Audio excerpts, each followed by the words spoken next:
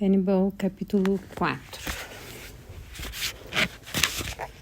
No acampamento cartaginês, a vitória foi festejada pelos combatentes durante vários dias.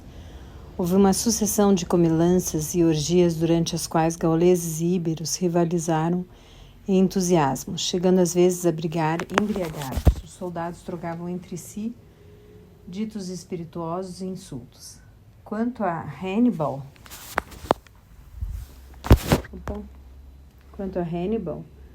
permaneceu em sua tenda, matutando ininterruptamente sobre a mesma pergunta: deveria ou não marchar sobre Roma?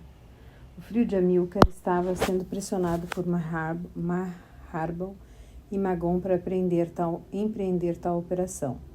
No entanto, apesar de embasados em firme argumentação, os conselhos dos dois oficiais esbarravam na oposição de Helena, que, utilizando seus encantos, incitava o general púnico a descer em direção a Brutium.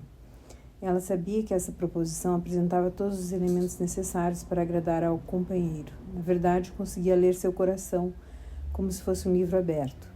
Bastava observá-lo para adivinhar que ele não tinha a mínima vontade de entrar como triunfador na cidade de Rômulo e Remo. Teria então de escolher entre destruí-la completamente, o que lhe suscitava repugnância, ou controlá-la com uma forte guarnição, o que implicaria imobilizar inutilmente e durante muito tempo milhares de homens. Ele era da raça dos conquistadores, que se recusam a esmagar totalmente o inimigo, com medo de ficar sem adversários para combater e serem obrigados a voltar à pátria, cobertos de glórias e honras. Eis o que Helena tinha adivinhado, e ela ria dissimuladamente quando, à noite, Hannibal lhe falava com pormenores de seus projetos e da próxima promulgação de uma trégua com Roma. Ele não parava de comentar essa ideia, como se pretendesse não tanto convencê-la, mas convencer a si mesmo da pertinência de seu desígnio.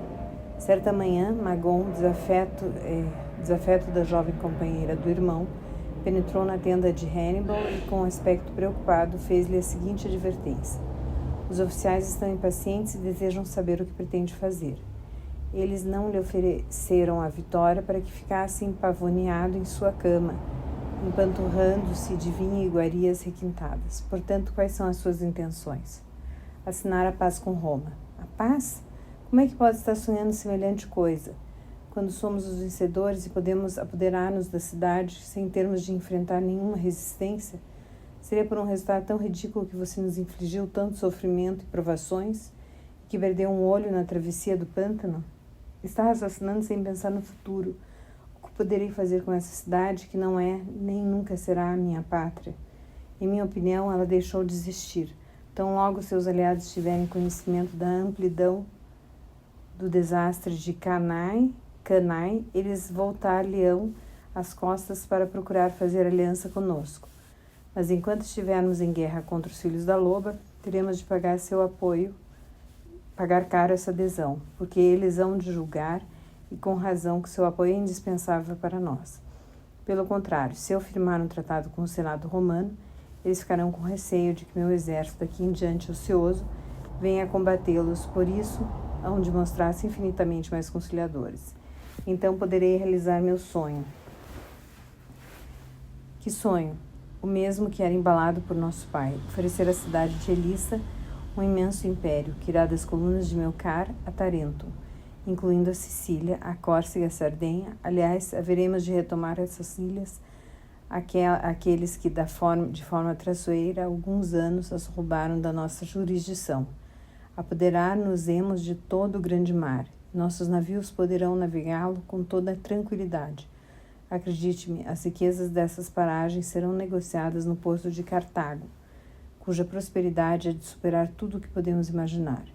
No Conselho dos 104, nossos adversários serão reduzidos ao silêncio. A nossa família terá garantida o eterno reconhecimento dos nossos concidadãos.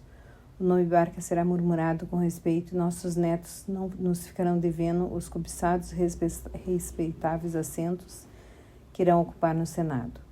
Não é o futuro de nossa família que me deixa preocupado. Aliás, prefiro que nossos filhos e netos alcancem suas funções em decorrência de seus méritos, e não de seu nascimento. Seu plano é sedutor. Mesmo assim, temos de saber se nossos inimigos se nossos inimigos nos dará o prazer de comportar-se conforme suas previsões, pois tenho os meios apropriados para conhecer o que eles pretendem fazer. De que maneira?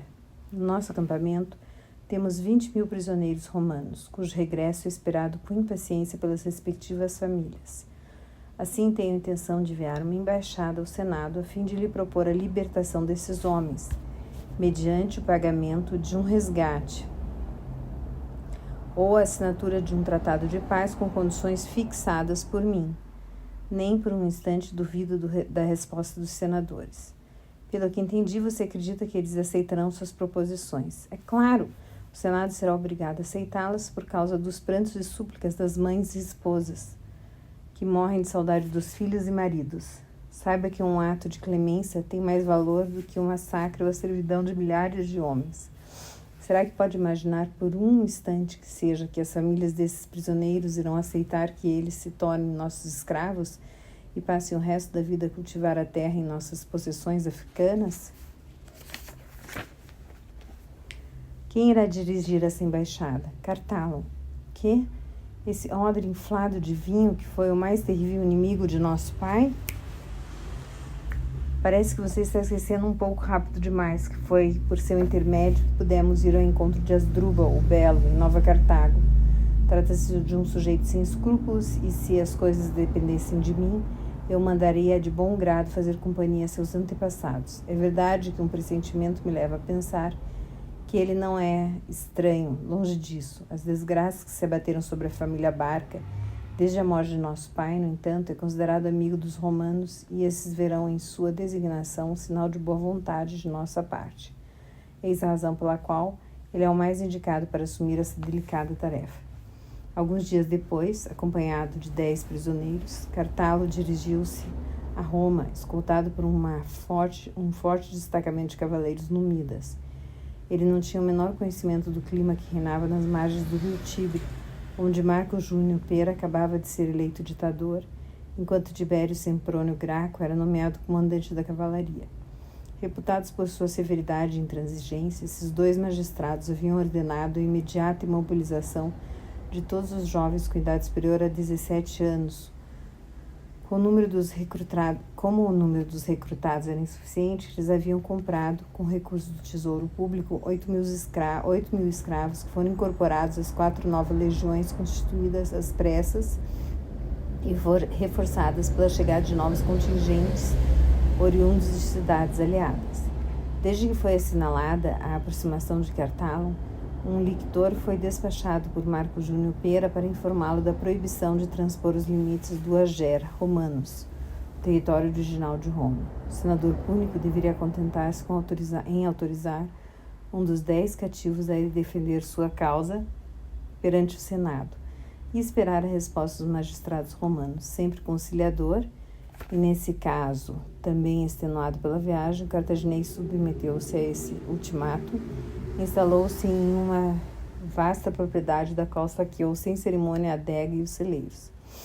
Conduzido para diante dos senadores e representante dos prisioneiros, foi convidado a tomar a palavra.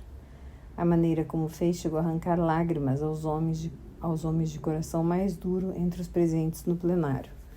Veneráveis senadores, sei perfeitamente que Roma sempre recusou resgatar os concidadãos que porventura tivessem o infortúnio de ficar nas mãos do inimigo. Todos os soldados conhecem essa regra, que lhes dita a conduta no campo de batalha. Longe de mim a ideia de solicitar a abrogação dessa medida plena de sabedoria. Todavia, seja-me permitido explicar aos ilustres senadores as razões que me impelem a pedir-lhes que façam uma exceção em nosso favor. Não somos feitos prisioneiros durante o combate quando o pânico se apoderou de nossas tropas, após a morte de Lúcio Emílio Paulo. Ficamos entrincheirados atrás da muralha de nosso acampamento na expectativa de Caio Terêncio Varrão, cujas ordens estão na origem desse desastre. Viesse socorrer-nos. Acontece que ele estava preocupado demais com sua própria segurança para pensar nas infelizes vítimas de sua inaptidão em comandar as legiões e preferiu nos abandonar. O que poderíamos fazer cercados por milhares de inimigos e privados de água? Ainda chegamos a pensar em salvar nossa vida, resgatando nossa liberdade. Seria o último serviço que poderíamos prestar à nossa cidade, que carece cruelmente de braços para defendê-la. A prova é que, segundo me disseram, o Senado acaba de recrutar 8.000 escravos que serão incorporados ao nosso exército. Será que os nobres senadores acreditam que eles sejam mais bem preparados do que nós na arte da guerra? Assim, ilustres senadores, em nome de todos os meus companheiros, suplico-lhes que nos resgatem, a fim de que possamos retomar nosso lugar no combate e vingar nossos gloriosos mortos. Quando terminou seu discurso, podiam-se ouvir ao longe os gritos e lamentações das famílias dos prisioneiros. Elas tentavam forçar a barreira montada em torno do Senado, com receio de que essas manifestações viessem a influenciar a decisão dos colegas. O velho Tito Mânlio Torquato levantou-se com voz trêmula de indignação, bradou: a emoção é má conselheira. Assim, ilustres colegas, prestem atenção para que ela não os extravie e os leve a ceder às súplicas de nossos compatriotas. Escutei atentamente as palavras do representante dos cativos e o que ele disse me deixou emocionado. Entre os prisioneiros tenho parentes e amigos queridos. Meu coração sangra só de pensar no futuro que lhes está reservado. Todavia, uma só coisa me interessa: a salvação de Roma. Será que devemos levar em consideração o pedido que nos é feito? Minha resposta é não, porque tal pedido é formulado por homens que perderam o direito de serem incluídos no número de nossos concidadãos. Outrora eles o eram, mas deixaram de sê-lo depois de se tornarem escravos dos cartagineses. Agora alegam ter preferido salvar a vida para continuarem a servir, depois de resgatados nas colunas das nossas legiões. O que pensarão a respeito de tais companheiros, os novos recrutas, na mente dos quais nos esforçamos para incultar o sentido da disciplina? Quem nos garante que, por ocasião da próxima batalha, eles não virão entregar-se de novo ao inimigo, uma vez que têm a garantia de serem resgatados por nossa cidade? Como podemos estar seguros de que não arrastarão seus colegas menos experientes a imitar seu exemplo? Não serão levados a pensar que o pagamento de um resgate é suficiente para ilibá-los de sua covardia e infâmia? E prosseguindo em tom mais veemente disse: ilustres colegas, devemos permanecer fiéis às nossas tradições e à regra imutável segundo a qual os prisioneiros deverão ser abandonados à sua sorte. Aliás, se cedermos nesse ponto, estaremos prestando serviço a Hannibal. Em troca dos cativos, esse maldito púnico receberia das nossas mãos uma soma tão grande de ouro e prata que estaria em condições de recrutar na Gália e Ibéria alguns milhares de novos mercenários para nos infligir outras derrotas. Haveríamos de recuperar 20.000 homens, enquanto ele conseguiria o triplo ou o quádruplo de combatentes. Eis a forma de forjar nossa desgraça com nossas próprias mãos. Assim, com a morte na alma, rechacemos a proposição que nos é feita, uma vez que esses romanos pretendem amar sua pátria, que a sirvam sacrificando a própria liberdade em favor de Roma. Com essa condição, sua lembrança não será amaldiçoada por seus descendentes. Além disso, eles poderão ter o consolo de pensar que dessa maneira salvarão sua cidade do aniquilamento. Existe outra solução, disse uma voz que cuidadosamente protegeu-se no anonimato. Poderíamos assinar a paz com Cartago. O tratado incluiria uma cláusula relativa aos cativos e a sorte deles ficaria resolvida. Aliás, tudo deveria incitar-nos a depor as armas, porque já não temos recursos para deter o exército púnico se este vier a tomar o caminho da nossa cidade. Eis a cilada, que nos está preparando o caolho. Seja quem for o ilustre senador, estou feliz que Vossa Excelência tenha feito essa vergonhosa proposição, que está na ponta da língua de muitos de nossos colegas. Com efeito, ela permite-nos compreender melhor as intenções ocultas do inimigo. Com toda certeza, o filho de Amílcar pretende que peçamos a paz, a semelhança do que foi feito por seus antepassados depois da derrota cartaginesa na Sicília, porque eles estavam com receio de ser obrigados a recorrer à fortuna pessoal para financiar o prosseguimento das operações militares. Os cartagineses são uma raça de vis comerciantes que ignoram o significado da palavra honra Quanto a nós, descendentes de Rômulo, somos feitos de outra têmpera. Não somos negociantes, mas soldados preocupados unicamente com a glória de nossos estandartes. O ilustre colega alega que a situação é desesperadora. Que grande coisa! Em várias ocasiões, na época em que combatíamos contra os gauleses ou contra Pirro, rei do Epiro, estivemos muito perto da capitulação. Nesses momentos, os deuses vieram socorrer-nos e permitiram que triunfássemos sobre a adversidade. Hoje a vantagem encontra-se do lado de Cartago. Mas por quanto tempo? Creiam-me. Ao recusarmos o presente de grego oferecido por Hannibal, vamos colocá-lo em uma posição da qual só sairá com muita dificuldade. Assim ficará demonstrado que Roma não está de joelhos, impossibilitada de se erguer. Para o maldito cartaginês, nossa atitude constituirá uma contundente derrota, que marcará o fim de suas expectativas. Aos nobres senadores compete escolher aquilo que interessa à nossa cidade. O discurso impregnado de firmeza de Lúcio Manlio Torquato provocou um choque em grande número de seus colegas. Assim, por ampla maioria, decidiram recusar o resgate dos prisioneiros. Sob forte escolta, seu delegado foi reconduzido até o acampamento de Cartalon.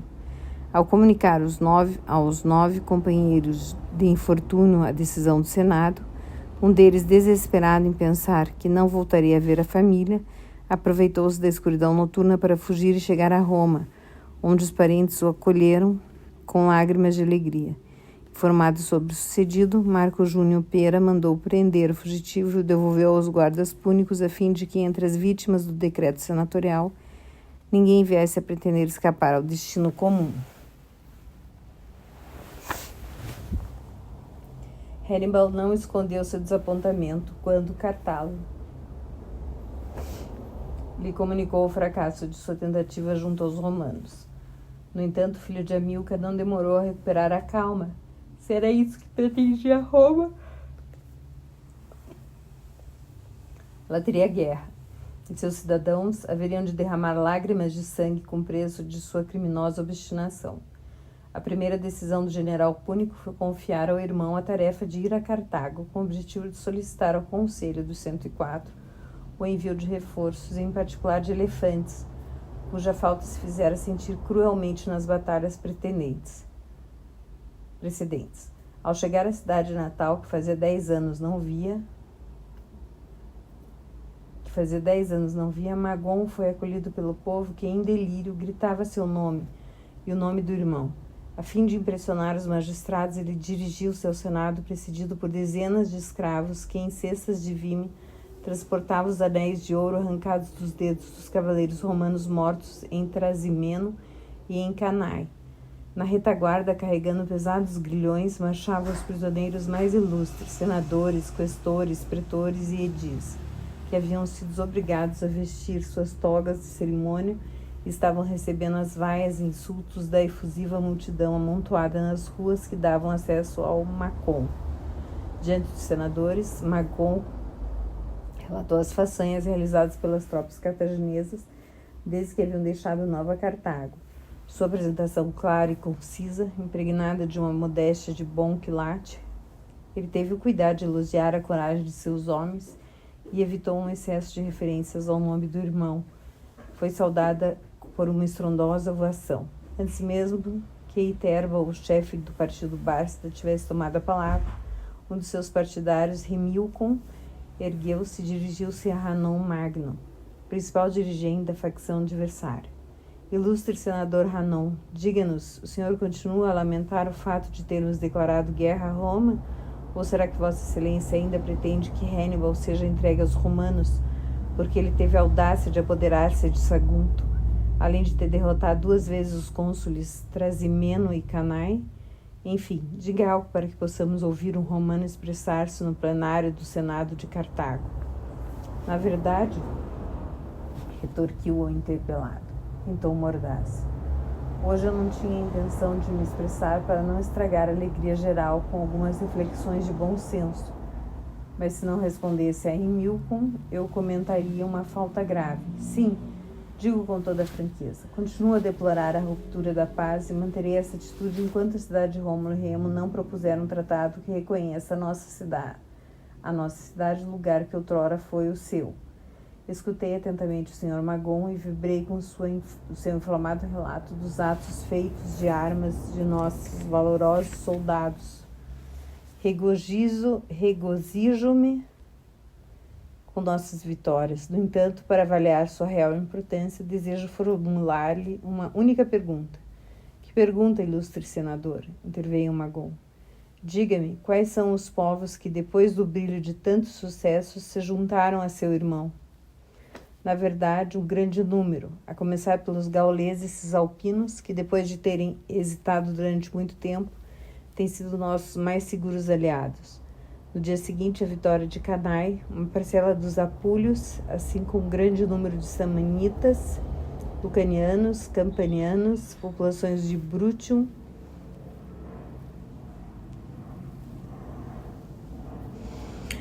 regiões, embaixadores, prometeu-nos sua ajuda. O mesmo se passou com os dirigentes das cidades gregas do sul da península.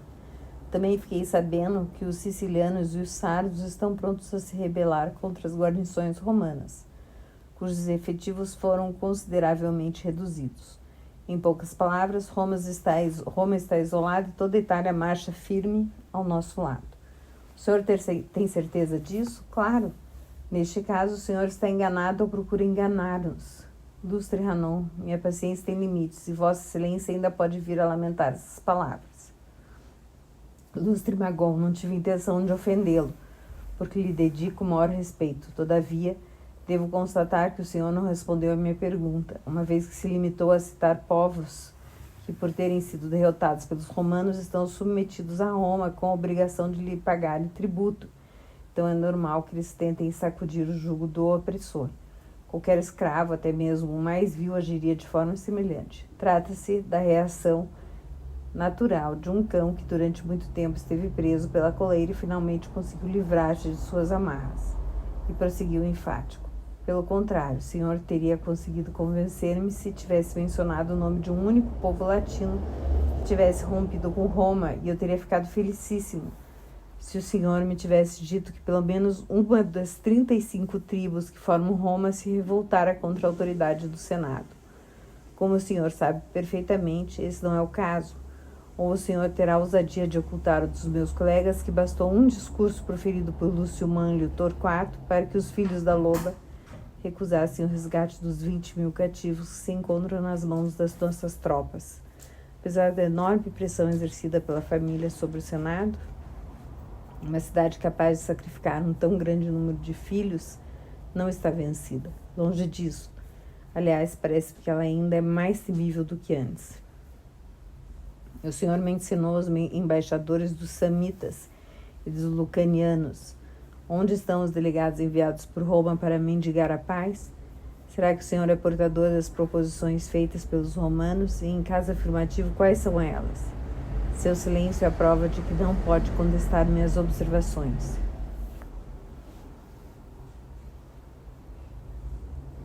Será que devo entender que o ilustre senador considera negligenciáveis nossas vitórias de Trasimeno e Cannae?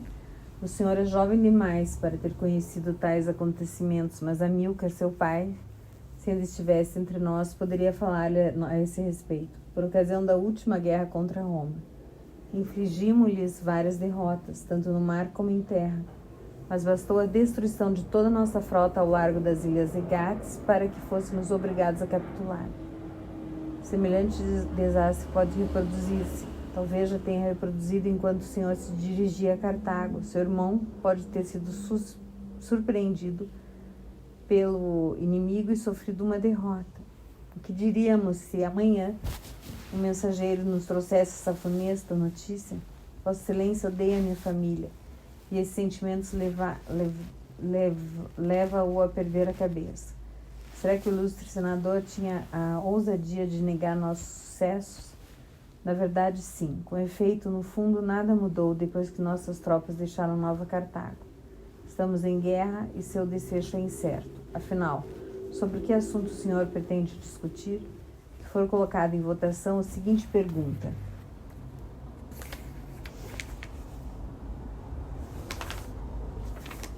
devemos propor aos inimigos a paz ou aceitar a proposta deles? Sei perfeitamente qual será meu voto, mas o que o senhor nos propõe é muito diferente. Pede-nos reforços. Acho que nada deve ser enviado a Hannibal. Pelo contrário, a prudência deveria incitar-nos a exigir o retorno de nossas tropas estacionadas na Itália. Tenho dito.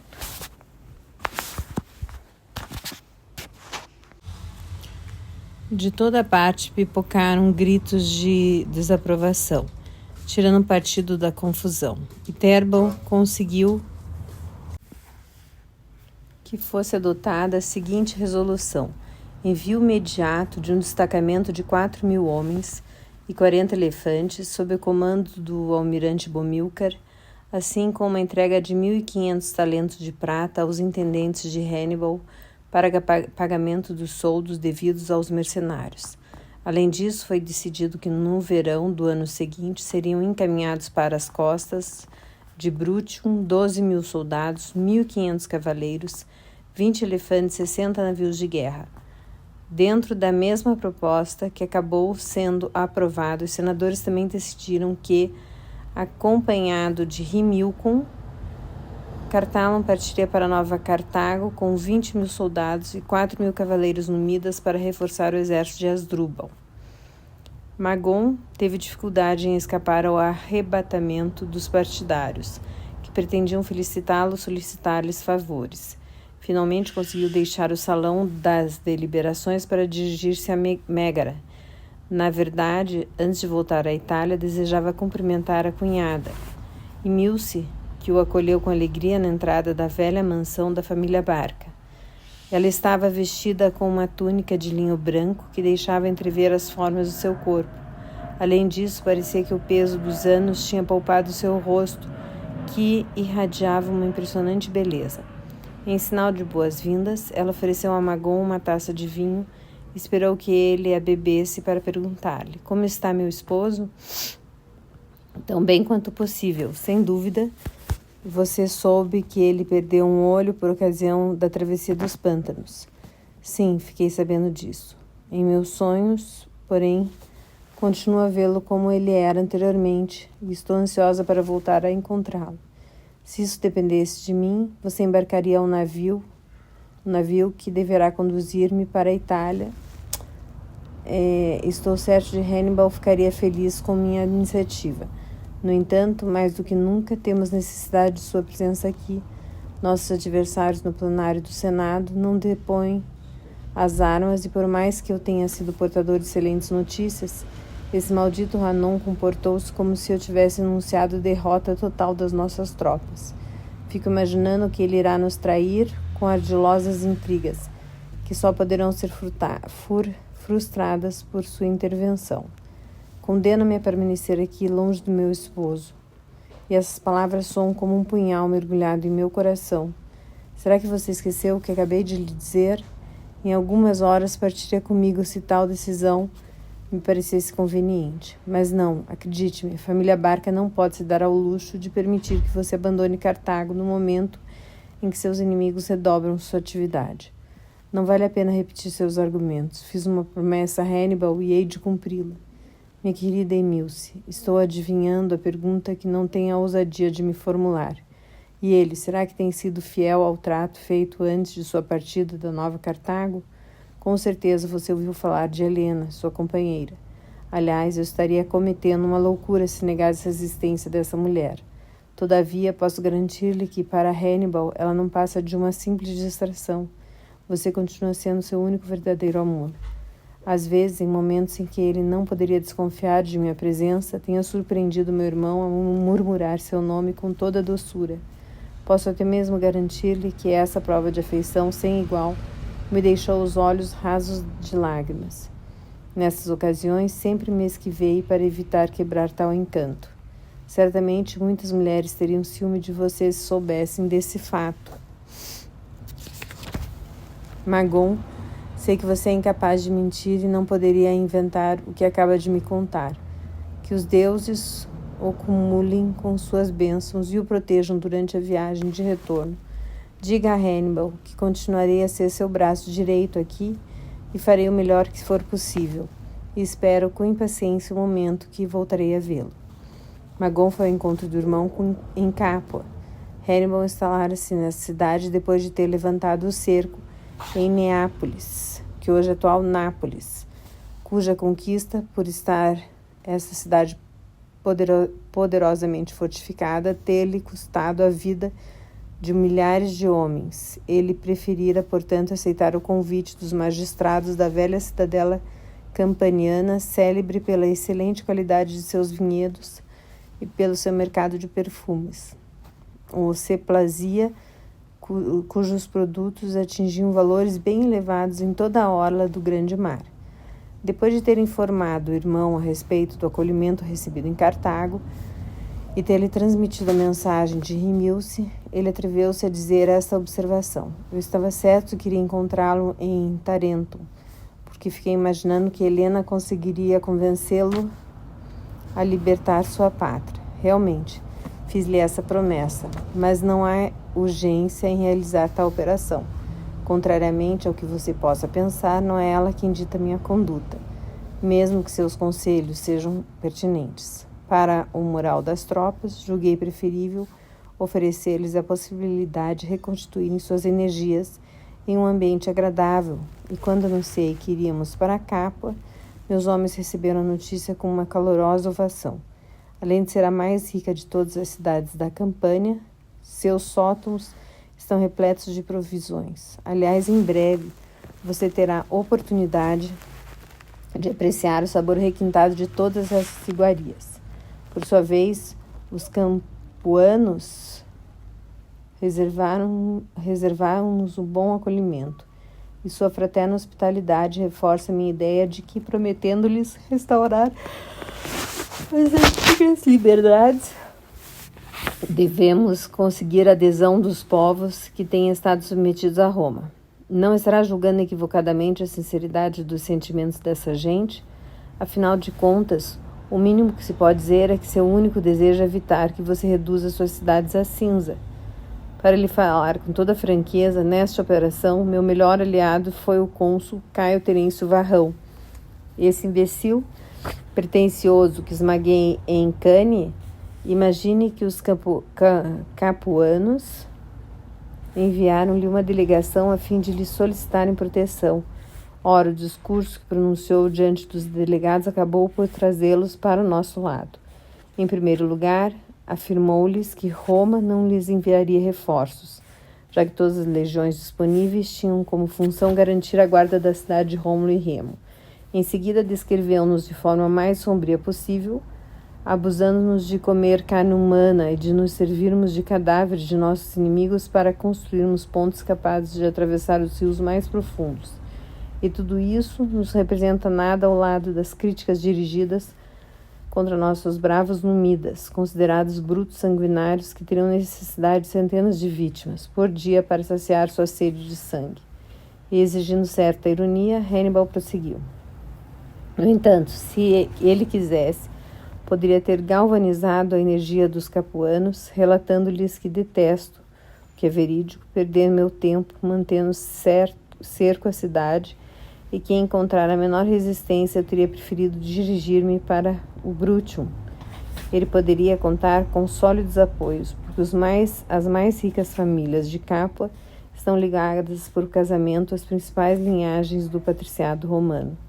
Em breve você falará com Pascóvio Calávio Médios Túticos, ou seja, o principal magistrado da cidade, além de cidadão romano, é genro do antigo cônsul Apio Cláudio Pulcro e sogro do outro cônsul, Marco Lívio Salinato. Seu filho cresceu às margens do Tibre e sente-se mais romano do que um nativo de Roma. 300 de seus companheiros estão a serviço das legiões aquarteladas na Sicília, e ganharam reputação por sua coragem e disciplina.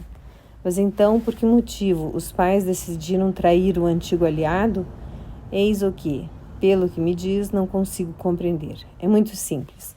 Quando os delegados comunicaram aos magistrados de Capa as declarações de Caio Verêncio Varrão, os capuanos julgaram que ele tinha enlouquecido e que o Senado se mostraria mais sensível às suas petições. Portanto, enviaram uma embaixada à cidade de Rômulo e Remo para confirmarem suas fidelidades e exigirem como única garantia de que não seriam abandonados por Roma que um dos 2 futuros cônsules fosse escolhido entre seus habitantes. Os senadores sentiram tão grande indignação diante dessa pretensão que ordenaram à delegação que deixasse imediatamente o Ager Romanus. Os infelizes tiveram de obedecer e, movidos por legítimo furor contra tamanha ingratidão, apresentaram-se às portas de meu acampamento a fim de solicitarem uma audiência. Como já o conheço, suponho que se derramou em sedução para convencê-los a se aliarem a nossas tropas. Está completamente enganado. Conduzi-me simplesmente como um ser humano normal e reservei-lhe um acolhimento com todas as honras devidas à sua posição. Depois de ouvi-los, afirmei-lhes que não haveria de sobrecarregá-los com outros sabores. Tal atitude bastou para que assinássemos imediatamente o seguinte tratado. Nenhum general ou magistrado cataginês exercerá direitos sobre um cidadão capuano. Nenhuma obrigação militar ou servidão será imposta a um cidadão capuano. Capua conservará a sua instituição e magistrados. Hannibal deixará os campanianos escolherem 300 prisioneiros romanos para trocá-los por seus cavaleiros campanianos, que estão servindo na Sicília. Eis tudo que foi necessário para que as portas da cidade fossem abertas para nossas tropas.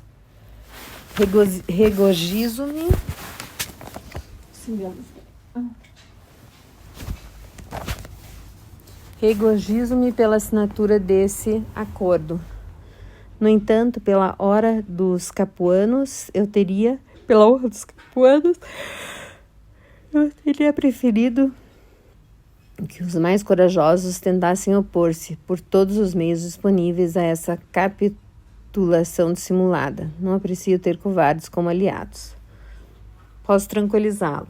Entre eles manifestaram-se pelo menos 2 homens que correspondem às suas expectativas. O primeiro foi o próprio filho do já citado Pacóvio Calávio, que resolveu oferecer um banquete em minha honra. Para homenageá-lo, eu tinha decidido colocar seu filho à minha direita. Ora, esse João Ninguém, que não só recusou dirigir-me a palavra, mas quando lhe propus beber uma taça de vinho para festejarmos a amizade que acabava de ser estabelecida entre Capua e Cartago, ele preferiu deixar a sala. Como o pai foi à sua procura, dei ordens a Silenos para que o espionasse e a conversação entre eles. Seu relato foi realmente edificante.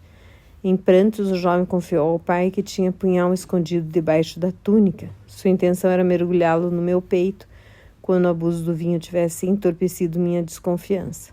Para convencê-lo a renunciar a seu crime, a única solução encontrada pelo pai foi compadecer-se do filho, derramando um vale de lágrimas. Meu filho, não posso impedi-lo de fazer o que a honra, ou o que considera honra, o leva a executar. Mas Hannibal é meu convidado e não posso tolerar que debaixo de meu teto sejam transgredidas as sagradas leis da hospitalidade. Fique sabendo que, se persistir em sua intenção criminosa, hei de proteger o comandante púnico, tornando meu peito seu baluarte. Ao ouvir tais palavras, o jovem ficou tão transtornado que, prorrompendo em soluços, disse ao seu genitor: sacrificarei por meu pai o que devo à minha pátria. Estou sofrendo por sua causa. Já por 3 vezes o Senhor tornou-se culpado de traição para com nossa cidade. A primeira, ao apresentar a proposta de abandonar Roma. A segunda, ao acordar a paz com Hannibal. E a terceira, hoje, ao retardar e impedir o retorno de Capua à aliança com Roma. Receba, ó minha pátria, essa espada que tenho empunhado para salvá-la, quando penetrei neste covil de inimigos. Uma vez que meu pai está tentando arrancar tirá-la das minhas mãos. Então o jovem lançou a espada por cima do muro do jardim. Silenos foi buscá-la para comprovar minha admiração. Devolvi ao filho do magistrado quando ele retomou o lugar na mesa. Desde esse dia temos sido os melhores amigos do mundo. E qual foi o outro capuano que mostrou sua inimizade contra você? Um senador local, Décio Maggio, que me desafiou publicamente quando eu estava dirigindo a palavra a seus colegas. Então mandei que o levassem para meu acampamento a fim de conversarmos a sós. Durante o trajeto, ele não parou de inflamar a multidão que se amontoava à beira da estrada. Campanianos, vocês já possuem a liberdade que tanto têm reclamado. No meio do fórum, em pleno dia à frente de vocês, eu, o mais importante cidadão da cidade, fui acorrentado e arrastado para a morte. Teria ocorrido algo de pior se Capua tivesse sido conquistada? Se estou entendendo, mandou matá-lo. Eu teria tido prazer demais. Preferi que embarcasse em um navio com destino a Cartago. No entanto, desviado por uma tempestade, o barco chegou ao porto de Cirene e daí nosso homem tomou o caminho de Alexandria, onde se colocou sob a proteção do faraó. Este ofereceu-lhe a possibilidade de voltar a Capua ou a Roma, mas ele declinou essa oferta, a pretexto do que o reino daquele que lhe tinha devolvido a liberdade era exatamente o lugar onde preferia terminar seus dias. Eis-nos desembaraçados dele para sempre. Tendo utilizado Capua como principal base de suas tropas, Hannibal lançou vários ataques, nem sempre coroados de êxito, contra as guarnições romanas de Nucéria, que é a atual Nocera, Nola e a Serra, antes de subir em direção a Casilium, cidade situada às margens de Vulturno, do qual se apoderou mediante ligeiras perdas. Em seguida voltou a Capua, a fim de lá passar o inverno. Para seus homens, ou poucos meses de mau tempo que passaram na cidade campaniana foram, sem dúvida, os mais belos de sua vida. Tiveram a possibilidade de abandonar as tendas para se alojarem nas casas dos cidadãos capuanos, que mostraram enorme empenho em que fossem satisfeitas todas as necessidades dos combatentes. Pela primeira vez em sua existência, os gauleses e os íberos dormiram, não estendidos no chão ou sobre ramagens amontoadas de qualquer maneira, mas em verdadeiras camas com colchões macios, esquentando-se no calor de cobertores de lã tecida com esmero, e sobretudo nos braços das jovens capuanas, que não poupavam elogios em relação às purezas amorosas dos companheiros.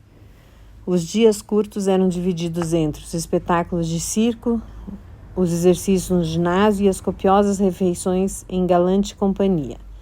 Quando Marco Cláudio Marcelo, um dos principais generais romanos, ouviu o relato dos espiões sobre a maneira como os orgulhosos soldados de Hannibal, que se pretendiam invencíveis, haviam sucumbido sem oferecer a menor resistência às delícias de Capua, ele pronunciou uma frase que foi difundida rapidamente por seus partidários nas ruelas em torno do fórum.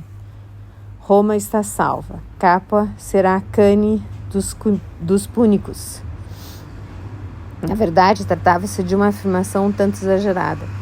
Depois de sua partida de Nova Cartago, os soldados da cidade de Elissa tinham suportado um tão grande número de privações e sofrimentos que essas semanas de distração não eram demais para permitir-lhes a reconstituição de suas forças.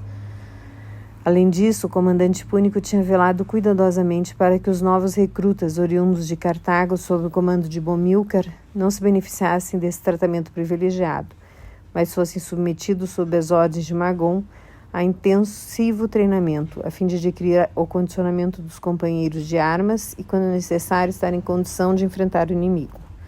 Quanto à reflexão do general romano, seu objetivo era, sobretudo, tranquilizar os próprios concidadãos, que tinham todas as razões para estarem quietos.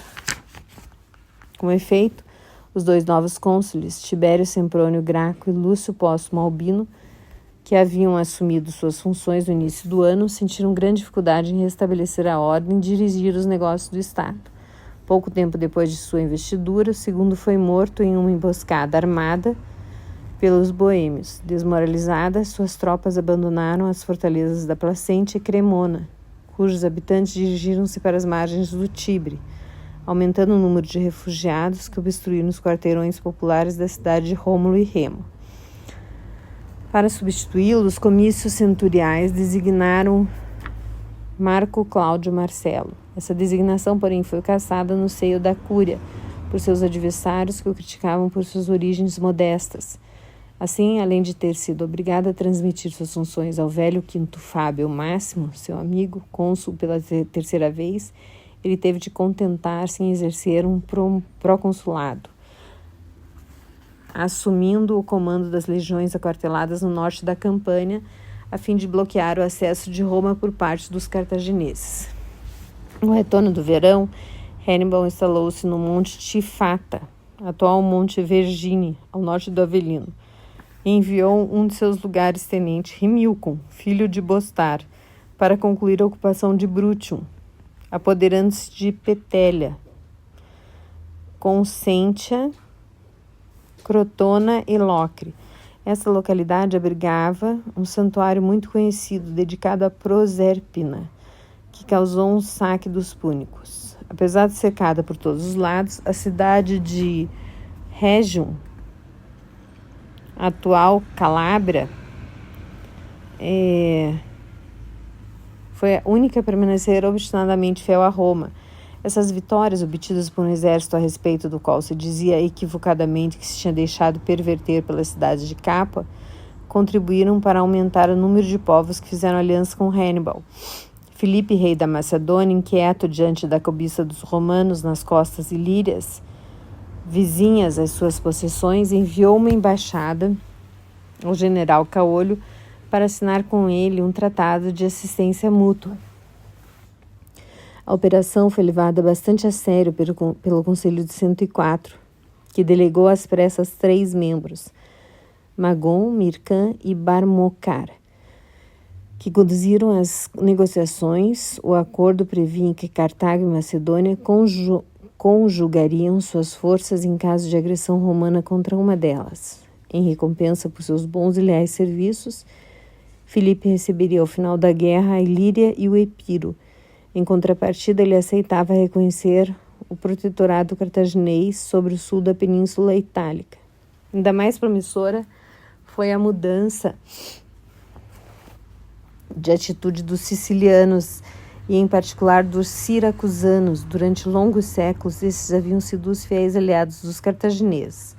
E no início da Primeira Guerra Púnica, seu soberano Hieron havia combatido ao lado dos Mamertinos e das tropas da cidade de Elissa para expulsar da ilha o corpo expedicionário romano, comandado por Cláudio Pulcro. Assina, na sequência, em um ato irrefletido, o rei de Siracusa traiçoara os companheiros de combate e passara a servir a Roma, tendo recebido enormes quantias de dinheiro e a soberania sobre Messina, com prêmios por sua traição.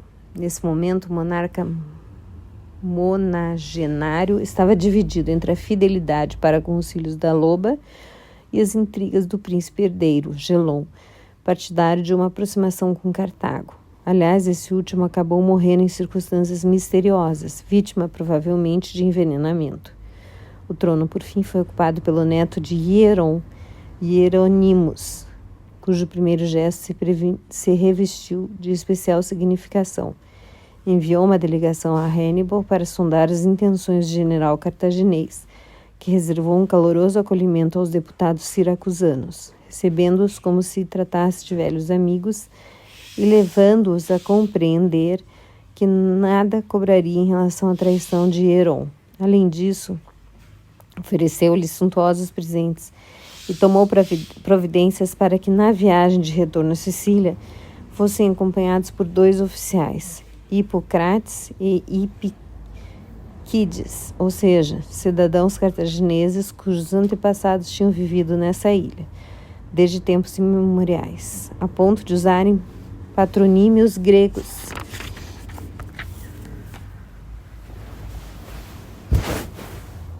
A assinatura de um tratado foi resultado das acirradas negociações entre os dois homens, e Hieronymus, o jovem soberano, começou por reivindicar, em caso de vitória sobre Roma, a metade da Sicília até ao rio Imeras, atual rio Salso. Em seguida, lembrando-se oportunamente de que era neto do rei Pirro, cujas proezas ainda se encontravam na memória de todos, ele exigiu que o Conselho dos 104 lhe reconhecesse a posse de toda a ilha, garantindo aos púnicos, em contrapartida, a utilização de vários portos e fortalezas mediante pagamento de pesadas taxas. O tom utilizado pelos embaixadores siracusanos enviados a Cartago foi de tal modo arrogante que provocou a indignação de Hanon Magno. Com um discurso vibrante, esse suplicou aos senadores que rechaçassem ofertas tão indignas. E seus argumentos conseguiram modificar a opinião da maior parte dos colegas. Prevenida por Iterbal, que tinha obtido com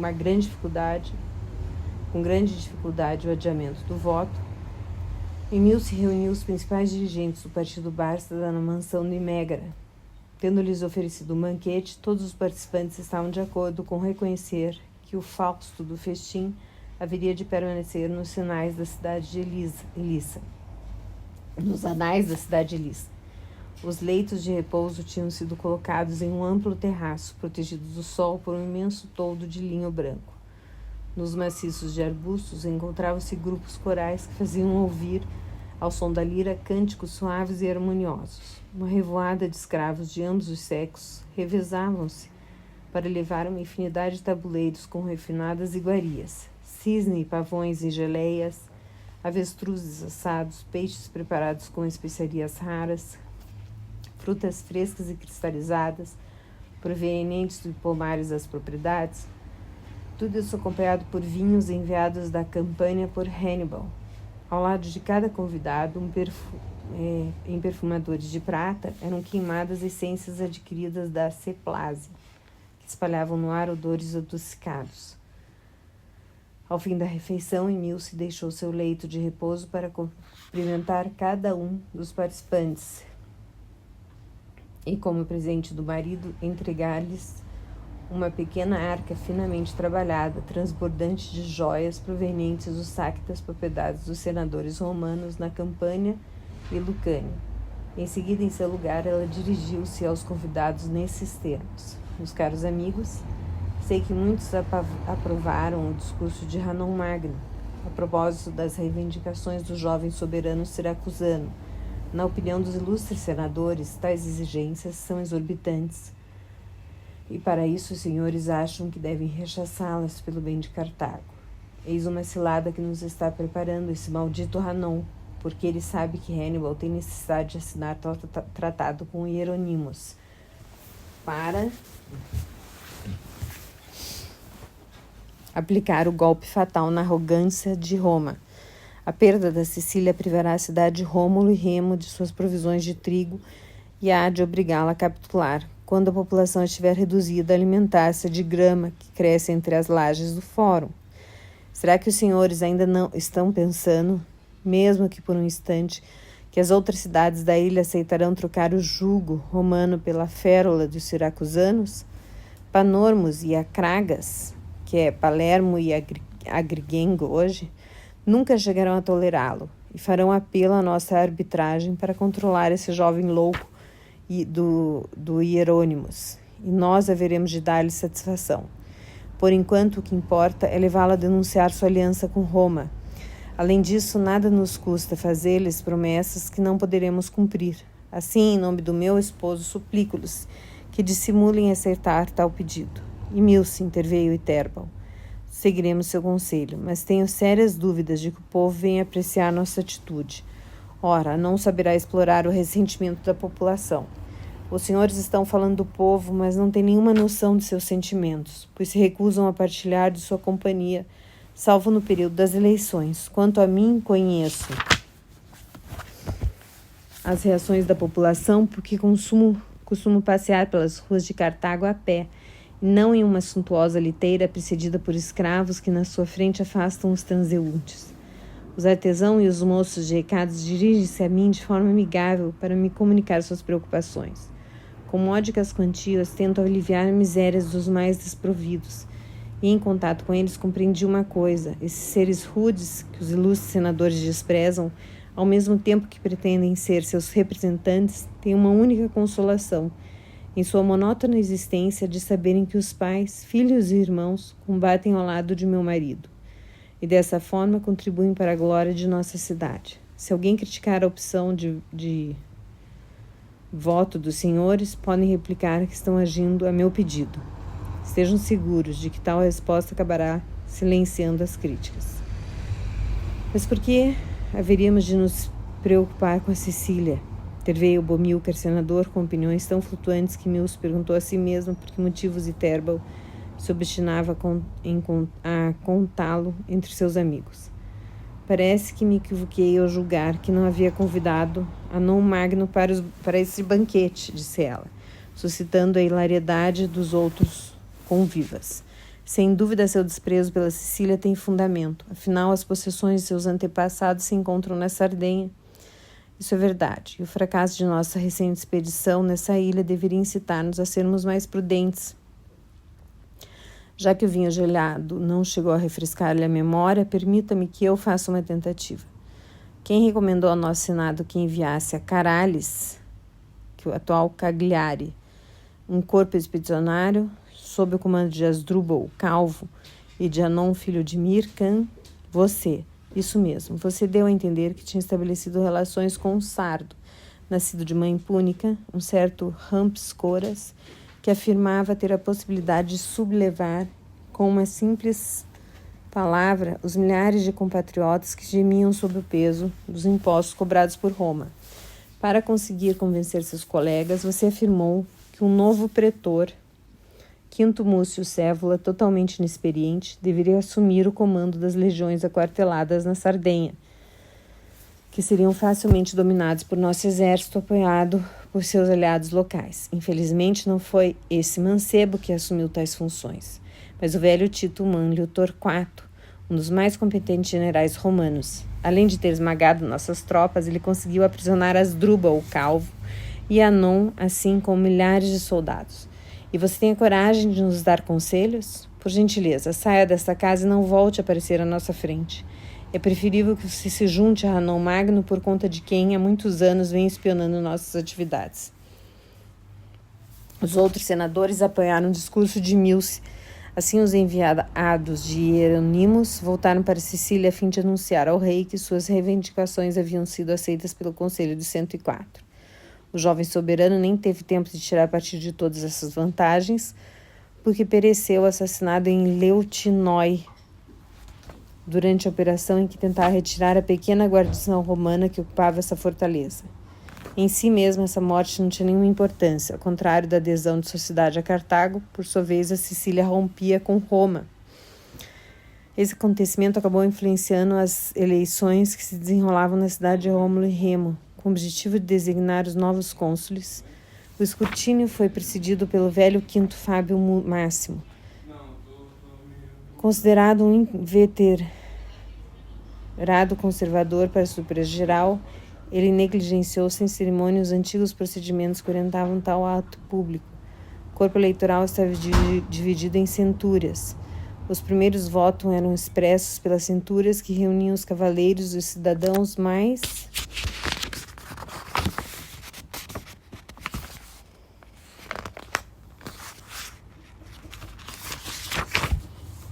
afortunados, cuja escolha era, em geral, confirmada pelas outras. Uma tradição singular exigia que, antes do voto dos cavaleiros, fosse feito o sorteio de uma centúria prerrogativa, cuja opinião tinha valor de presságio. Nesse ano, o acaso designou a centúria dos júniores, ou seja, homens com idade inferior a 46 anos. Habitantes de Ânio, distrito situado a leste de Roma, que votou maciçamente em favor de Tito Otacílio, Crasso e de Marco Emílio Régulo, desde então convencidos de que seriam os próximos cônsules. Surpreendentemente, Quinto Fábio Máximo cassou tal voto, arguindo que os candidatos eram ou inelegíveis ou indignos de exercer suas funções. Assim, Como Flâmine de seus Quirino, Marco Emílio Régulo estava impedido, em virtude dessa dignidade religiosa, de transpor as muralhas da cidade de Roma e, por conseguinte, de exercer um comando militar. Por sua vez, Tito Tacílio Crasso, sobrinho por afinidade de Quinto Fábio Máximo, era, segundo presidente do pleito, incompetente. Uma vez comandante da frota, não conseguiria interceptar os navios de reabastecimento de Cartago e enviar a Hannibal. Usando do prestígio adivinho vindo de sua qualidade de antigo ditador, o velho Quinto Fábio Máximo acabou convencendo os eleitores que o nomearam cônsul na campanha de Marco Cláudio Marcelo, finalmente reabilitado. Este golpe jurídico surgira de um sentimento legítimo e não de uma sede desenfreada de poder. Para Quinto Fábio Máximo, a eleição anual dos cônsules constituía um obstáculo à condução de guerra. Os magistrados mal tinham tempo para preparar os planos de campanha e já eram obrigados a ceder lugar aos sucessores, que muitas vezes pertenciam à facção adversária. Assim, ele tinha decidido instalar um sistema que garantisse a continuidade dos negócios do Estado, ou seja, a predominância de um clã, cujos membros pudessem ocupar sucessivamente as funções de cônsul, de maneira que os poderes dos que chegavam ao fim do mandato fossem prorrogados pela atribuição de um proconsulado. Concretamente, os beneficiários dessa prorrogação, as regras tradicionais, eram os partidários dos Fabii, uma vez que os membros do clã Cornélia, cujos mais ilustres representantes eram Públio e Quineu Cornélio Cipião, estavam sendo enviados para longe na Ibéria, sem grande esperança de serem convocados para o exercício de suas funções públicas, a não ser no futuro ainda distante. Na expectativa de retomada das operações contra Hannibal, os dois novos cônsules tiveram de empreender uma reforma monetária que se tornara indispensável em razão das sucessivas desvalorizações do as moedas de bronze, cuja queda de cotação na sequência da derrota de Cannae havia provocado encarecimento dos gêneros alimentício e empobrecimento da febre. Na reunião efetuada em um grupo restrito de senadores, ficou decidido criar o denário de prata. Além disso, uma das faces da moeda seria ornada com uma cabeça com capacete, representando Roma. Quanto aos impostos, sofreram um considerável aumento. Além disso, as famílias mais abastadas tiveram de pagar contribuições voluntárias para equiparar a frota e as novas legiões, sendo seu único consolo o adiantamento que posteriormente lhes seriam reembolsados por meio da distribuição de terras retiradas do domínio público. Essas medidas sem precedentes indicavam que a cidade de Rômulo e Remo estava se preparando para retomar a ofensiva. Antes de devastar o território de Cumas e de Neápolis, Hannibal voltara às imediações de Capua. Durante essa expedição, encontrou às margens do lago Averno um grupo de jovens nobres tarantinos que havia sido capturado em Cane, mas libertado por sua ordem. Entre eles estavam parentes de sua companheira Helena, que pediram para falar com a jovem em sua presença. Sem dúvida desejosos de atrair os favores do comandante púnico, eles afirmaram estar em condições de entregar-lhe sua cidade se o exército cartaginês se apresentasse sob suas muralhas. O filho de Amílcar levou a sério tal proposta. No entanto, chegando às proximidades de Tarento, verificou que a guarnição romana havia sido reforçada pelas tropas de Marco Valério Levínio, procedente de Brundisium, de maneira que um eventual cerco na cidade acabaria sendo um fracasso. À noite, ele teve uma conversa tumultuada com a amante. Eis a maneira como me colhem seus compatriotas. Eu julgava que eles estavam ávidos por recuperar sua liberdade e verifico que a simples presença de algumas centenas de legionários foi suficiente para torná-los mansos como cordeiros. Hannibal, compreendo sua decepção, mas tal decepção deve ser um mal-entendido. Se me permitir, vou penetrar de noite na cidade. Estou segura de poder provocar um motim popular que obrigará os romanos a se refugiarem da cidadela. Assim, você conseguirá mais facilmente sua capitulação. Proíbo-a de correr tal risco. Não quero perdê-la. Pelo contrário, no futuro, hei de abaster-me de ouvir seus conselhos. Você não é feita para tratar de política ou de questões militares. Portanto, contente-se em alegrar minhas noites com sua tagarelice, em vez de me importunar com seus planos fantasiosos. Que eu saiba, você nunca fez semelhantes declarações a Emilce. Se disser mais uma palavra, vou expulsá-la sem compaixão de meu acampamento. Saiba que a proíbo de pronunciar o nome de minha esposa bem-amada. Felizmente, o fracasso dos cartagineses diante de Tarento foi compensado pela tomada de Siracusa. No desfecho de um escrutínio marcado por numerosas irregularidades, e depois de haverem distribuído grandes somas de dinheiro, Hipócrates e Epiquides conseguiram ser eleitos magistrados da cidade. Retidos em Lilibeia, Apio Cláudio Pulcro nada conseguia fazer e ficou à espera do novo cônsul, Marco Cláudio Marcelo, para fazer o cerco à cidade rebelde, cujas fortificações eram consideradas inexpugnáveis. Pelo lado da terra, a urbe bastante extensa, encimada pelo planalto de Epípola, era protegida por uma muralha poderosamente fortificada, de tal modo que os projéteis lançados pelas catapultas não chegavam a danificar seus pesados blocos de rocha. Quanto à cidade baixa, ou seja, a Cradina, estava rodeada também por baluartes bastante resistentes em frente da ilha de Ortígia, que dava proteção ao grande e ao pequeno porto. Todavia, os siracusanos estavam persuadidos de que seu melhor defensor era um idoso, parente de Hieron. Tratava-se de Arquimedes, geômetra e promovido a engenheiro-chefe da cidade, que vivia em uma ampla casa situada perto da torre de Galeagro. Consagrava seu tempo a aperfeiçoar máquinas de guerra, que semeavam o pavor nas colunas do inimigo. Marco Cláudio Marcelo não tardaria a prendê-lo às suas próprias custas. Ele mandava vir de Lilibeia e de Régio um grande número de navios que fundearam na Bahia. Convencido de sua invencibilidade, mandou amarrar os navios aos pares.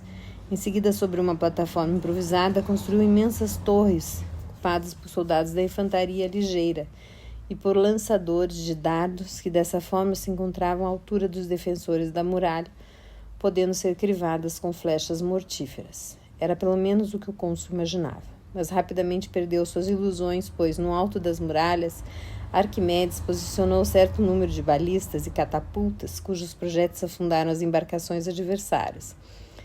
Mesmo assim, o general romano julgou ter encontrado o meio de dar o troco.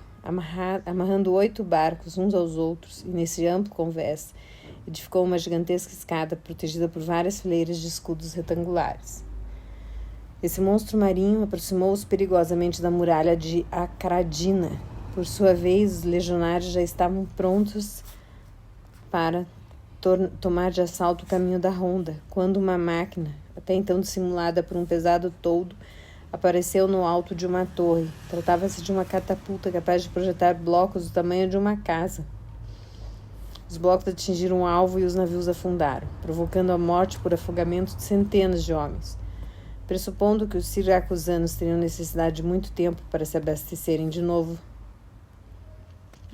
projéteis, o cônsul ordenou que uma dezena de barcos se aproximassem da muralha. Uma vez mais, Arquimedes previra a armação do general romano.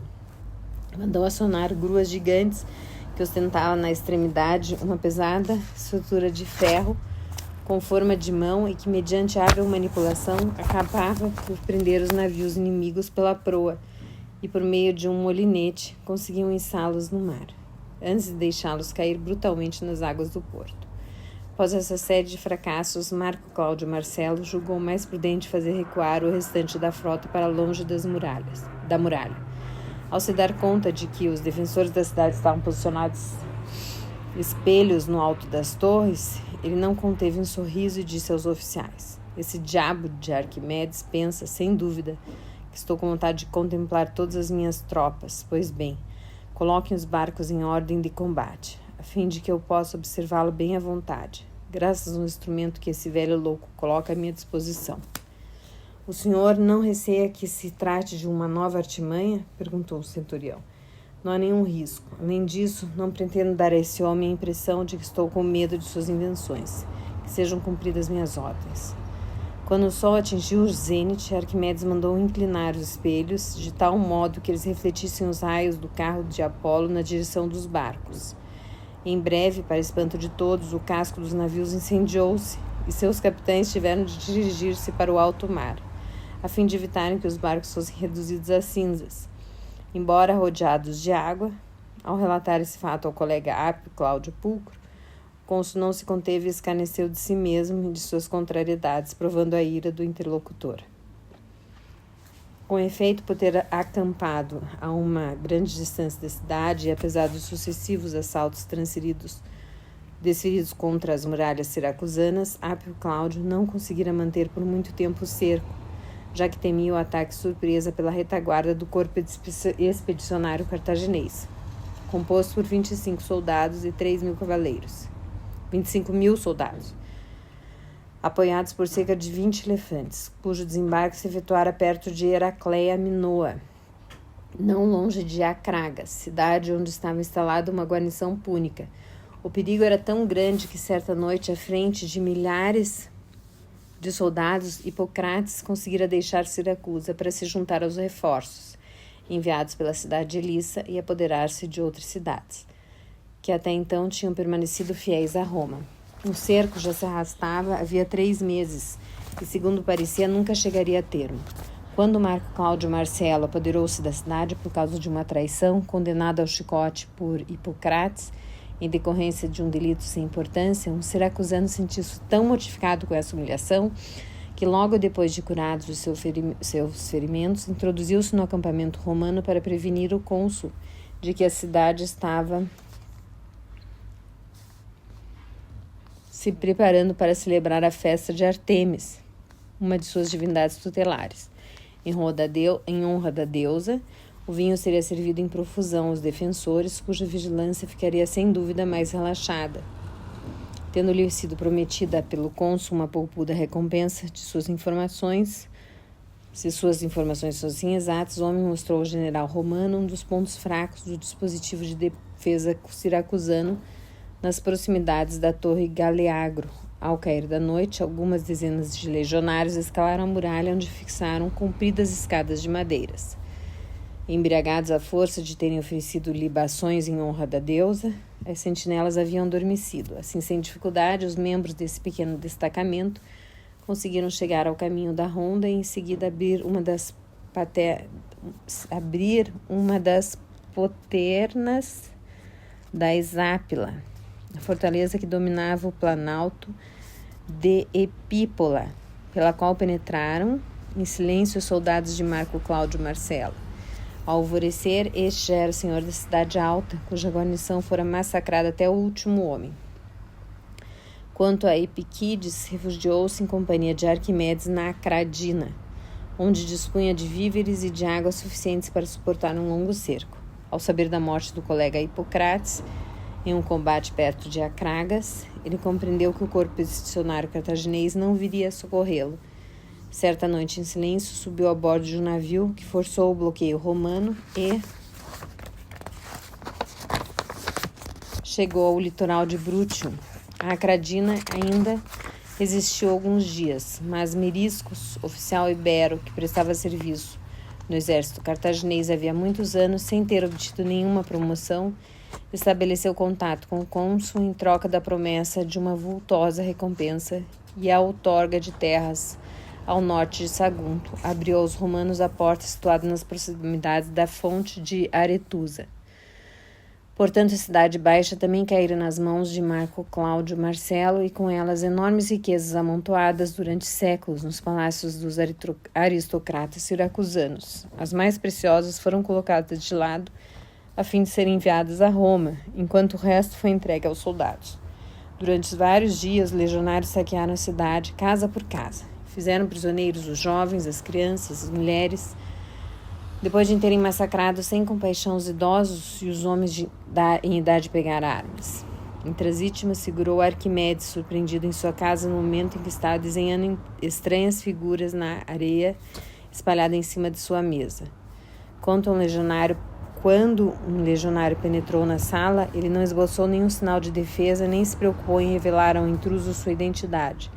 Ora, se o tivesse feito, sua vida teria sido salva, porque o cônsul havia ordenado que ele fosse poupado, a fim de utilizar-se de sua engenhosidade. O homem de ciência preferiu mergulhar de novo em seus pensamentos. Exasperado diante dessa atitude, o soldado decapitou-o sem saber que assim punha fim à existência de um dos maiores cientistas de sua época. Ao ter conhecimento da notícia, Marco Cláudio Marcelo ficou furioso e mandou chicotear o assassino. Além disso, teve o cuidado de prestar as últimas homenagens ao idoso e tomou a si o encargo de seus familiares, que lhe foram apresentados por alguns siracusanos, desalados pelo irreparável desaparecimento. A perda da Sicília constituiu um rude choque para Hannibal. A verdade é que durante 2 anos ainda o corpo expedicionário cartaginês, sob o comando de Hanon e de Mutines, manteve-se na região de Acragas. No entanto, devido às enormes dificuldades, Bomilcar, um dos mais valorosos almirantes púnicos, acabou tomando a decisão de evacuar esse território. O filho de Amílcar teve de resignar-se, finalmente a satisfazer sua amante, dirigindo-se para Tarento com a firme determinação de apoderar-se da cidade, cujo porto lhe permitiria receber os reforços de Cartago. Além disso, ele esperava que Filipe da Macedônia tirasse partido dessa possibilidade para desembarcar com seu exército, a fim de juntos marcharem sobre Roma. Uma vez mais, seus melhores aliados foram os filhos da Loba. Em vez de mostrarem reconhecimento aos habitantes de Tarento por sua longa fidelidade, os romanos haviam condenado à morte uma dezena de tarantinos, capturados como reféns às margens do Tibre, precipitando-os do alto da rocha Tarpeia. As vítimas eram jovens que pertenciam às famílias aristocráticas mais importantes da cidade. Seus amigos juraram vingá-los tão longo se apresentasse a ocasião.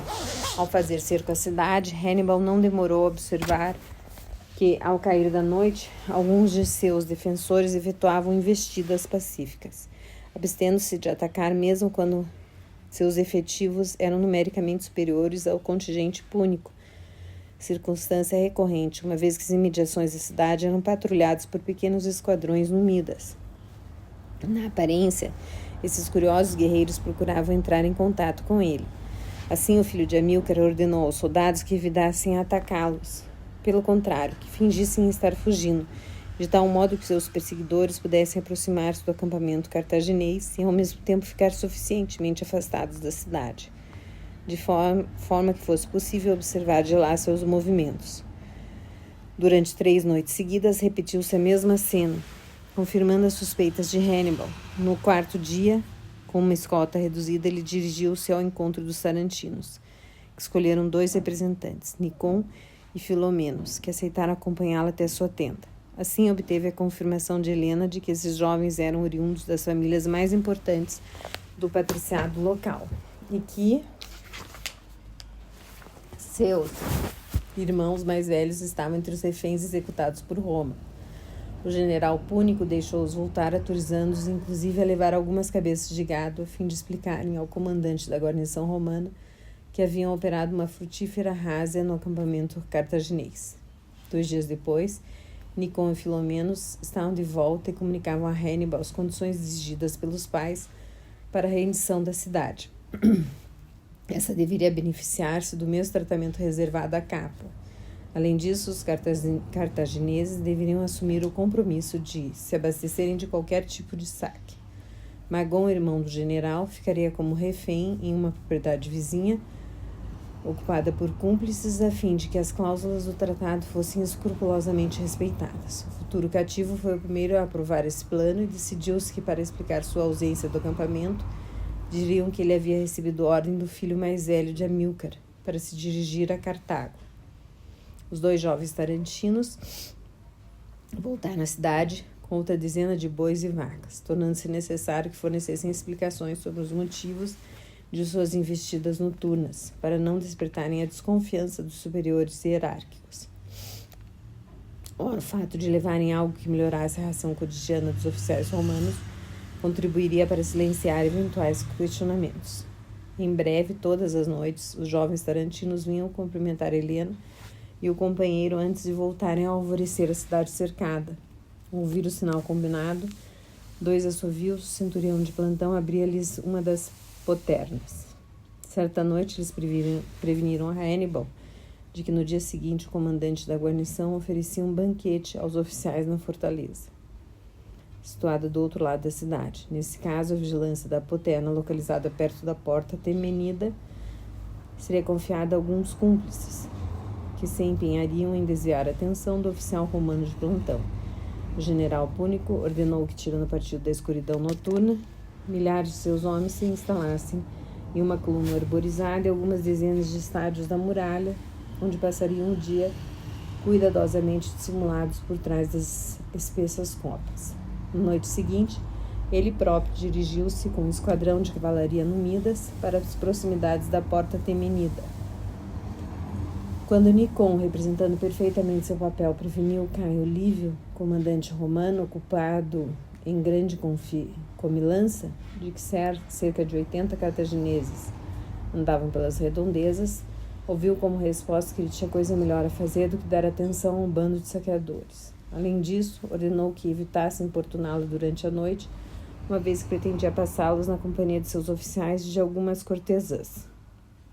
Nicon foi ao encontro dos companheiros e, impaciente, esperou pela chegada de Filomenos, que, segundo seu costume, fora caçar. Pelo menos esse havia sido a justificativa apresentada para sair da cidade. Seu cúmplice não demorou em apresentar-se diante da famosa Poterna, levando na garupa do cavalo um javali e deu a dois assovios habituais. O centurião de plantão ordenou que fosse aberta a porta para o jovem e dirigiu-se ao encontro para admirar o animal que ele caçara. Nesse instante, o oficial romano foi derrubado pelos golpes dos númidas, que haviam avançado, protegidos pelo centurião pela escuridão noturna, até a entrada do posto da guarda. Em seguida, os invasores dirigiram-se para a porta Temenida, cujas sentinelas foram mortas, e depois abriram os pesados batentes. Assim, o exército de Hannibal conseguiu penetrar na cidade, onde os habitantes começaram a massacrar os legionários que moravam em suas casas. Todavia, alguns romanos conseguiram escapar e deram um alerta da cidade situada sobre uma ilha separada do porto por um estreito canal. Completamente embriagado, Caio Lívio ainda não conseguiu reunir o restante da guarnição e fechar-se no interior da fortificação, protegida por baluartes inexpugnáveis. Daí, ele controlava o porto, onde os navios dos ricos mercadores tarantinos permaneceram bloqueados, até que Hannibal teve a ideia de rebocá-los pela cidade baixa, sobre rolos de madeira, por meio de uma via inicialmente construída, depois da demolição de alguns quarteirões. Esse foi, sem que ele pudesse imaginar, seu último sucesso. Com efeito, em breve, o general Púnico teve de socorrer seus aliados capuanos. A cidade de Capua fora cercada por 4 legiões sob o comando dos cônsules Quinto Fúvio Flaco e Apio Cláudio Pulcro, ameaçados pelo Senado de pena de morte se não conseguissem apoderar-se da cidade rebelde. Deixando no Brutium o corpo principal do exército, o filho de Amílcar dirigiu-se em marcha forçada para Roma, utilizando a Via Latina, precedida a pouca distância por 15.000 romanos que estavam avançando pela Via Ápia. Às margens do Tibre, o pânico disseminava-se pela cidade. O pretor urbano Caio Calpúnio Pisão teve de editar severas medidas para reprimir o início de sublevação popular. Por sua vez, o Senado mantinha-se em sessão contínua no fórum, enquanto os cidadãos passavam o dia nos templos, onde ofereciam milhares de animais em sacrifício. Alguns propagadores de boatos alarmistas foram precipitados do alto da rocha Tarpeia, sob a acusação de terem tentado subornar guardas a fim de abandonarem a cidade antes da entrada das tropas cartaginesas, cuja progressão era alvo dos comentários mais desencontrados. Certa manhã, alguns refugiados apresentaram-se diante da porta-colina. Estavam chegando do Ânio, um distrito da zona rural, situado a cerca de 30 estádios de Roma. Portadores da notícia de que Hannibal, à frente de um destacamento de 2.000 homens, acabava de instalar acampamento em suas moradas. Os senadores ordenaram que tais testemunhas fossem conduzidas sob forte escolta até o Capitólio, de maneira que não tivessem a possibilidade de estabelecer contato com os habitantes de Roma para evitar que esses ficassem ainda mais abatidos. Verificou-se que tal precaução fora inútil. No meio da tarde, a multidão dirigiu-se em grande número até as muralhas, entre a porta-colina e a porta esquilina, para observar os exércitos feitos pelos cavaleiros númidas. Entre eles, montado em um cavalo com pelagem preta lusídia, encontrava-se Hannibal, reconhecível por seu manto de comandante. Finalmente, o filho de Amílcar havia realizado seu sonho. Estava à sombra das muralhas de Roma, que ele contemplava com um olho só, como se fosse um abutre prescrutando sua presa. Durante a noite, era possível avistar distintamente as fogueiras acesas em seu acampamento, cujo efetivo tinha aumentado com a chegada de novos contingentes púnicos. Ao despontar do dia, os dois exércitos estavam posicionados em ordem de batalha e já haviam começado a movimentar-se quando uma violenta tempestade de granizo obrigou-os a procurar abrigo. No dia seguinte, reproduziu-se um fenômeno semelhante. Assim, as imediações da Porta Colina ficaram mergulhadas em espessa bruma. Na cidade, várias construções desmoronaram, provocando a morte dos moradores, enquanto os vizinhos, aferrolhados em casa, esperavam com impaciência o fim desse dilúvio que provocou a enchente do Tibre. Quando a chuva cessou, a multidão correu para as muralhas, e o grito dos que tinham ido na frente encheu de pavor os concidadãos que os seguiam. Assim, acreditando ingenuamente que os cartagineses estivessem escalando a muralha, voltaram em pânico para suas casas. Esse engano foi dissipado imediatamente por mensageiros encarregados pelo Senado de anunciar a todos a incrível notícia. Hannibal havia levantado acampamento. O fato foi confirmado por batedores enviados para verificar o que se passava. As tropas púnicas recuavam em ordem para o sul, em direção a Brutium. Perto de Tarento, Hannibal encontrou-se com Maharbal e Magon, um semblante triste. O comandante da cavalaria dirigiu-lhe as seguintes palavras: minha ausência teria sido o motivo que uma vez mais levou o senhor a recusar banquetear-se no Capitólio? Por amor do onipotente meu caro, suplico-lhe que não agrave minha dor. Sim, contemplei as muralhas de Roma e talvez tivesse conseguido penetrar na cidade, comprando a preço de ouro algumas cumplicidades. Para mim seria o único meio de me apoderar dela, já que eu não tinha à minha disposição catapulta ou bastidas para demolir as muralhas. Eu estava perto do objetivo, mas num último instante um sinistro pressentimento me levou a compreender que era preferível voltar atrás.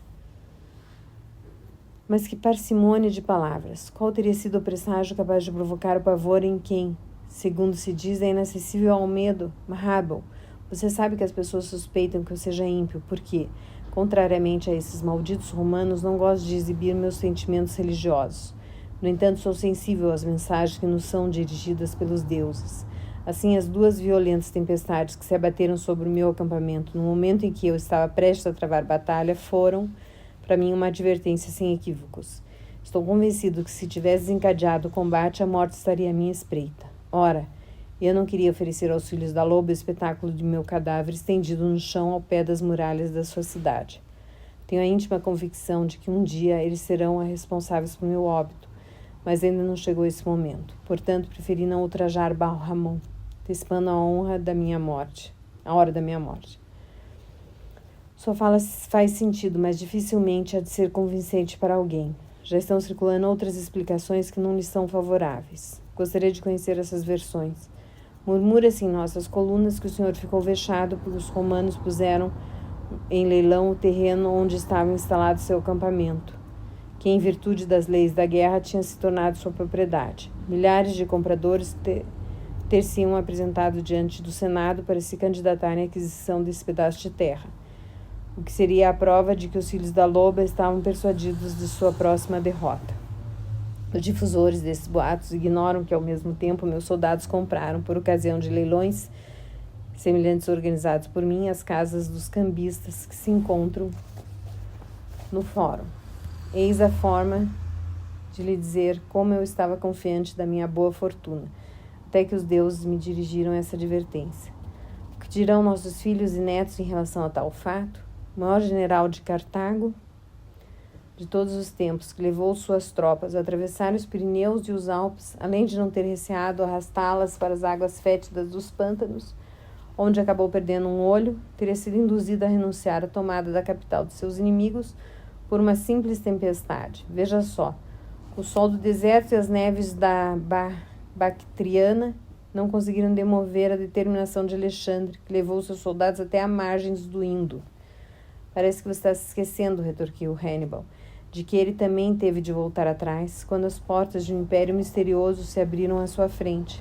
Alexandre sabia que no Olimpo sua sorte já havia sido decidida, e que em breve a morte haveria de ceifá-lo. Então preferiu morrer entre seus familiares.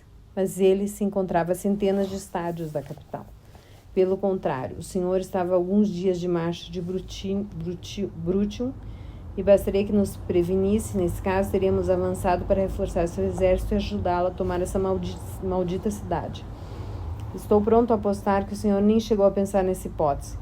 De tal maneira, seu juízo estava envolto em pesadelos. Maharbal, não faz confusão entre os sonhos e suas advertências.